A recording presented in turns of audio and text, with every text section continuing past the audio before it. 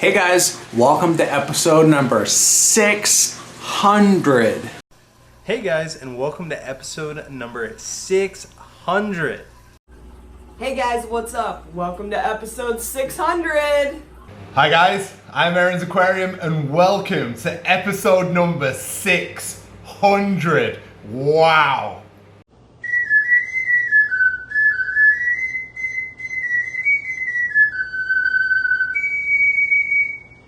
Oh, what's going on, weirdos? Pokey Paul here, and welcome to number 600. This is Dee from Brooklyn, and you're watching episode 600 with my man, GJ Greg Jones. If you missed the other 599, you've been living under a rock. Come out from under that rock. Come on, let's go. Hi guys, and welcome to episode number 600. Hey guys, welcome to episode number 600. Hey, what's going on, guys? Mike here from Arizona, and welcome to episode number 600. What's up, guys? It's your boy Scott And Liz. from King Queen Cichlids, and we are celebrating Greg Jones' 600 videos. We're actually at that fish place videoing, but we wanted to stop and shout out to you, Greg. Congratulations, you are incredible. Woohoo, way to go. Hey guys, welcome to episode 600. What's up guys? Mass Aquariums here. I'm here to celebrate Greg Jones' 600 YouTube episode on his channel, Greg Jones Online. Hi fishy folks, this is Michael from Michael's Fishroom. Welcome to episode number 600.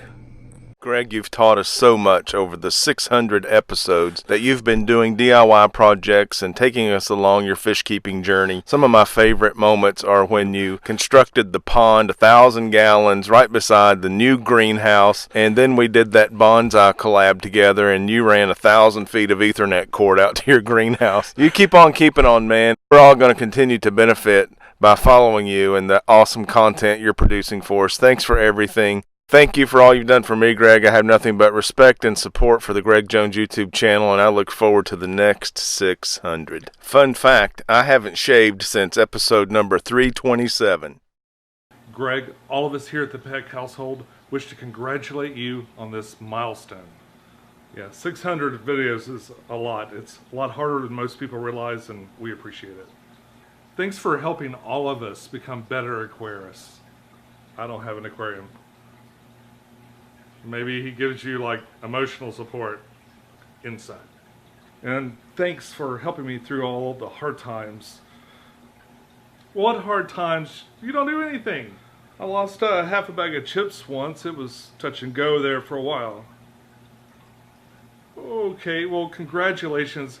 I can't wait to see your next 600 videos. At least 600. At least. Keep it up. We'll see you soon. Hey guys, welcome to episode number 600. It is crazy to think I've been doing this for 8 years and 600 episodes worth of content here on YouTube. It's been a wild ride, and I can't wait for the next 600 videos. As you saw at the beginning, everyone thanking me, congratulating me on 600 videos. These are the faces of our community here on YouTube. Aquarium Fish Keepers, that's who we are. Everyone creating content, everyone watching this content. It's what makes all of this possible, and it's what keeps everyone engaged and active in a community like this. And I think that is the most important thing to talk about in this video. Community. But before we get started, make sure to hit the subscribe button if you haven't already. And if you want to help support this channel, you can always go check out myaquariumbox.com and betaoasis.com. All right, guys, let's talk about community.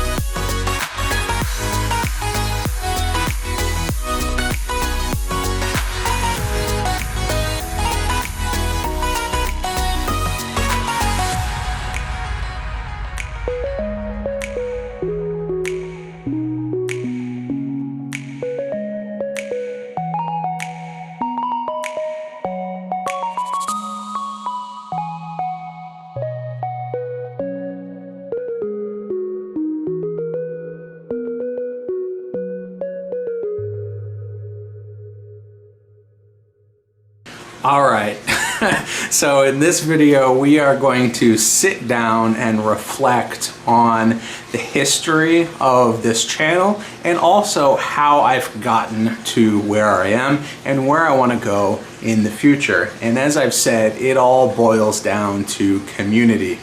I grew up in a small town in the state of Maine, and there were no aquarium clubs. There was really no one to talk to or learn from in the sense of aquariums and fish keeping.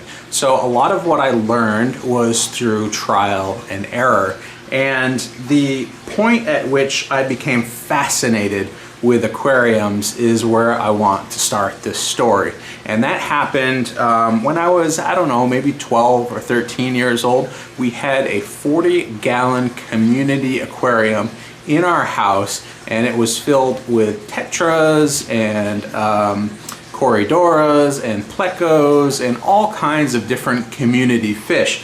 Basically, whenever we were good, we got to go to the fish store and pick out a new fish to add to the aquarium.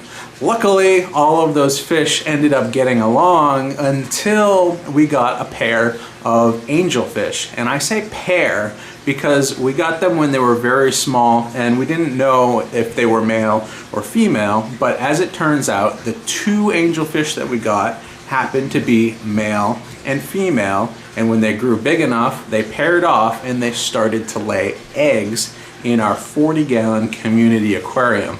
And the first time I noticed this happening was when all of the fish in the tank were on one side of the tank and the two angelfish were on the other side of the tank guarding their eggs. And they laid their eggs on our filter overflow parts like they usually do, you know, in the least opportune place. But over time, we began to collect those eggs, inserting slates into the tank. I started to set up a fish room and a hatchery in my own bedroom. And this is where I became fascinated with aquariums and with fish. And over time, I think 2 or 3 hatches, I was able to learn enough in order to be successful at hatching my first batch of angelfish eggs and growing out the fry. I set up 2, 3, 4 aquariums in my bedroom to help to grow these fry out over the different stages of their life cycle. And I learned a lot about fish and fish keeping and breeding fish. And that is where I first became fascinated with fish keeping. And the reason I tell this story, I've told it in the past, I'll continue to tell it, is because I feel it is incredibly important to get as many people fascinated with fish keeping as possible, because those are the people that are going to get aquariums and continue the hobby. And there's a lot of different ways you can become fascinated with fish keeping, and hopefully it happens at a young age and it captures your attention and it's something that you never put down for the rest of your life. But it could be as simple as going to a public aquarium and seeing big fish in big tanks for the first time. Something as simple as setting up your first tank, or having just like a betta tank in your house. Or for me, seeing angelfish breed, lay eggs, and successfully raise those eggs. That's what got me into this hobby originally at a very young age, and I haven't stopped. As you can see behind me, we're still going, we're still moving forward, we're still learning things every single week on this channel. And the great thing about fish keeping and the aquarium hobby is you'll never know everything. There are so many fish, so many different species of plants and different types of aquariums you can set up, and so many different parameters for breeding different kinds of fish from different types of water systems around the world. It will never end, and it really just depends on what interests you and what fascinates you. That's what brings me to the second part, which is obsession. This is the part of the journey where you get hooked and everything sort of explodes. As you know, with fish keeping, you start with 1 tank, and then you get 2 and 3 and 4, and then multiple tank syndrome kicks in. This is where you just collect as many different tanks as you can, as many different fish as you can, and you start to experiment with what you like, what you don't like, and sort of build a room or build a like an aquarium surrounding, an environment of your hobby in your house, in your living space. And I've set up a number of fish rooms in the past. Obviously, we're in the middle of building the most recent one right now, but my very first fish room that I set up was right out of college, and it was in the first apartment that I ever rented, and it was in a basement apartment, and I even did a time-lapse video of the construction of that stand. My brother helped me out with that. That was, I think, 10 years ago. 10 years ago, I set up that first aquarium rack, did a time-lapse video. A lot of people liked it, and that's sort of what kicked off my interest in actually filming and uploading stuff on a regular basis for YouTube. But that first aquarium rack was as simple as it gets. I bought a whole bunch of cinder blocks and 2x4s and plywood, and I built a racking system that I could install in my basement apartment to house a lot of 10-gallon aquariums. And that's when I started to breed guppies with basic sponge filters and guppy grass and Java moss and other things like that. Got a whole bunch of different species of guppies or different tail variations, color patterns, and really started to get obsessed with breeding fish and keeping aquariums. And like I said, that was 10 years ago.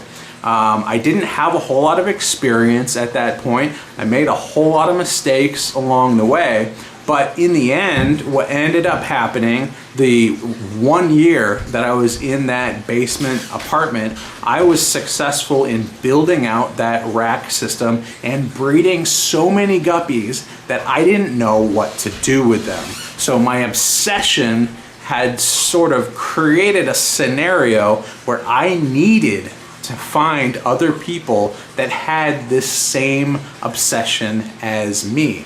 And that's where I met a few people and got introduced to fish clubs and fish auctions. I remember the first fish auction that I went to. I believe it was at the Tropical Fish Society of Rhode Island, and I was completely amazed. I was blown out of the water because growing up in Maine, we had like 2 or 3 fish stores within driving distance, and I mean like within an hour of my house, which was not a lot. And all of a sudden, I am surrounded by hundreds of people and thousands of bags of fish that are for sale that other people are bidding on and taking home. This was mind-blowing, and this is really where my obsession with the fish keeping hobby sort of culminated. And I realized that all of the fish that I had been breeding, all of these bags of guppies that I brought to this auction to sort of offload onto other people, that I was providing something to this community of people. All of these other people that were there with other types of fish, right? They had a chance to bid on my fish, and I had a chance to bid on their fish.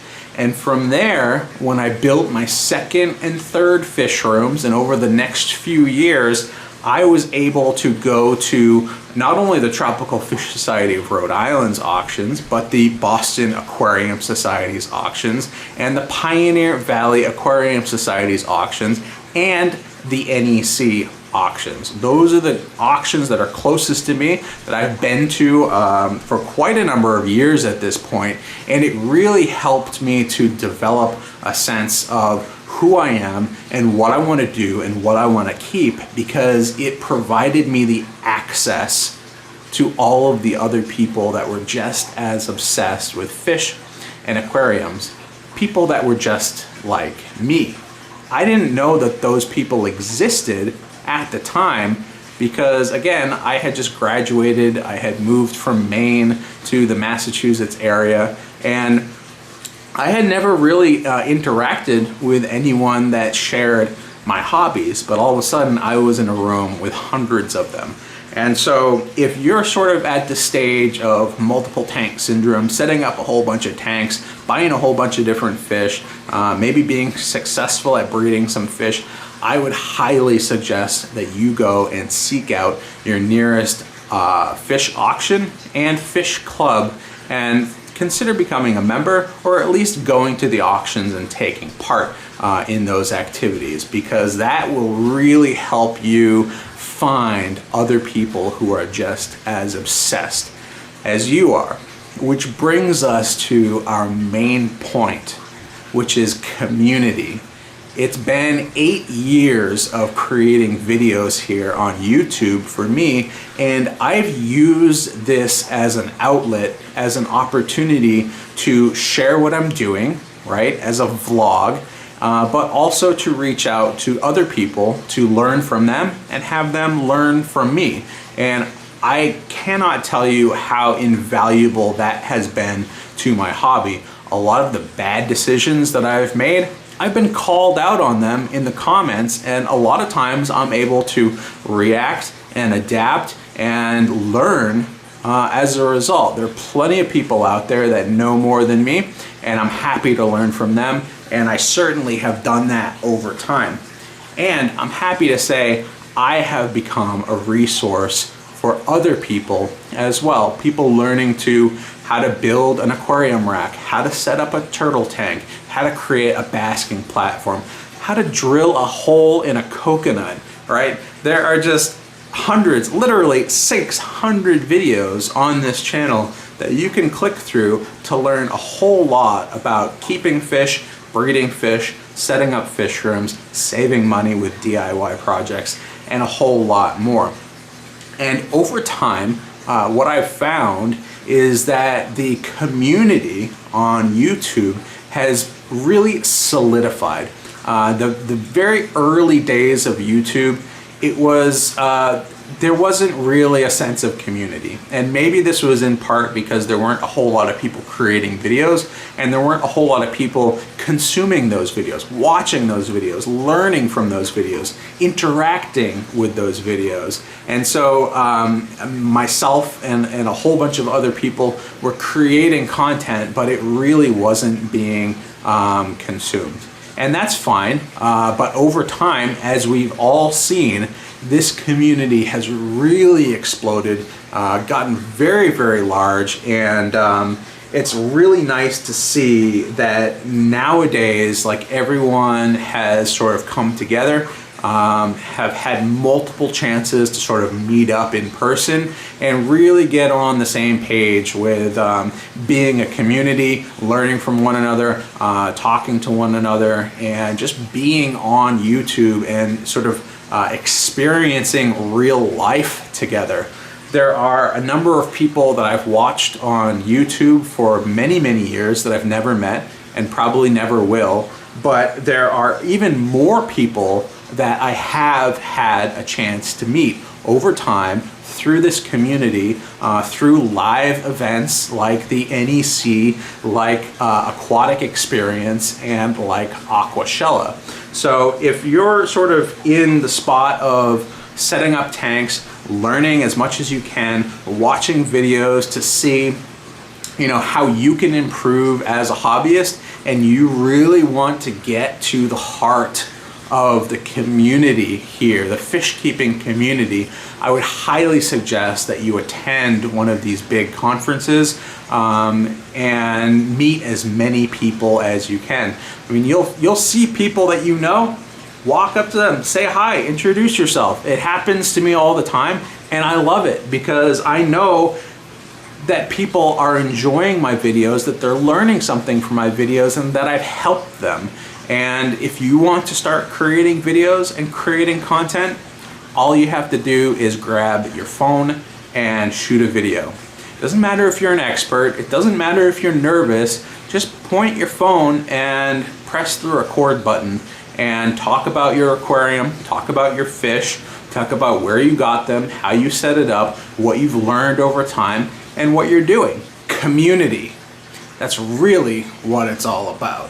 And it doesn't really matter how you get involved, but just be involved.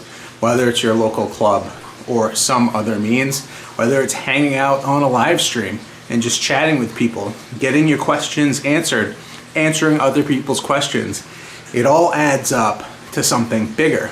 And as you can see, all of the people that sent me clips congratulating me on episode number 600, those are all people that I met through YouTube, through the fish keeping community, and that I've met in real life. They're people that I talk to from time to time, sometimes every day or every week, and they're people that I can rely on.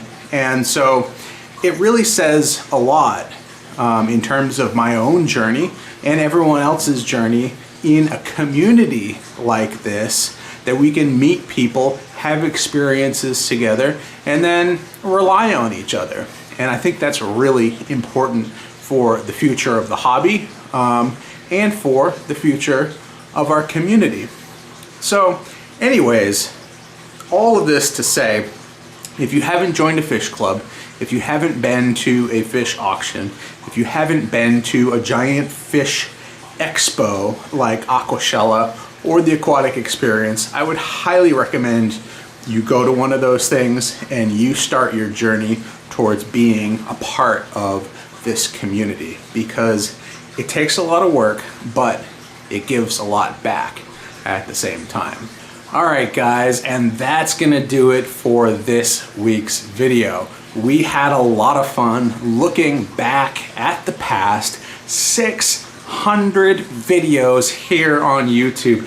8 years worth of content, creating fish tanks, breeding fish, going to events, meeting people, and becoming a part of this fish keeping community that we've built together.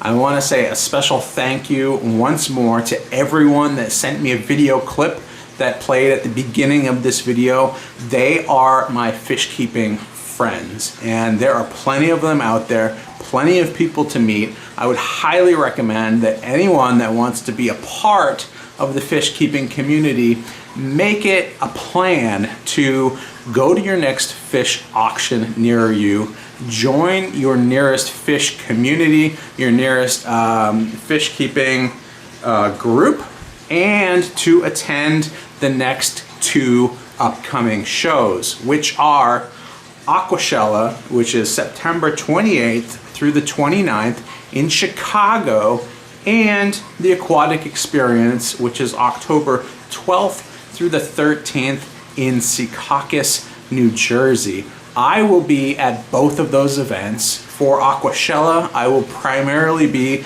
at the Fish Tube booth, hanging out with all the other aquarium YouTubers, so definitely drop by, say hi. I'd love to have a conversation with you about what kind of fish you're keeping and what kind of DIY projects you might be working on. For the Aquatic Experience, we will be there as my aquarium box, so definitely come check out our booth at the Aquatic Experience. We're gonna have a lot for sale, and hope to see you there and talk to you there as well.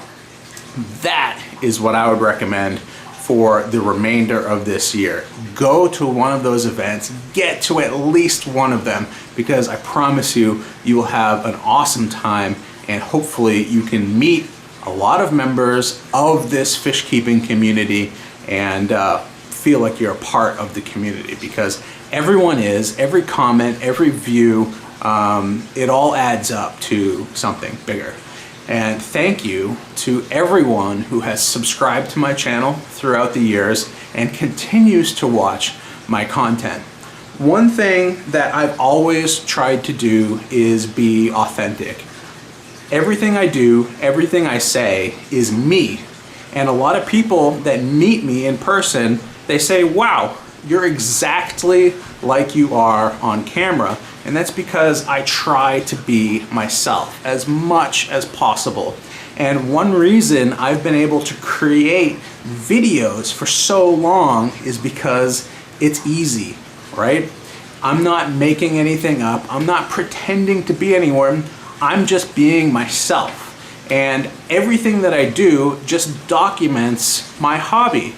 I'm not looking for ideas. I'm never gonna run out of ideas because I'm just showing you guys what it is I'm doing this week. And I think that's the easiest and healthiest way to approach YouTube and approach the YouTube fish keeping hobby, as it were.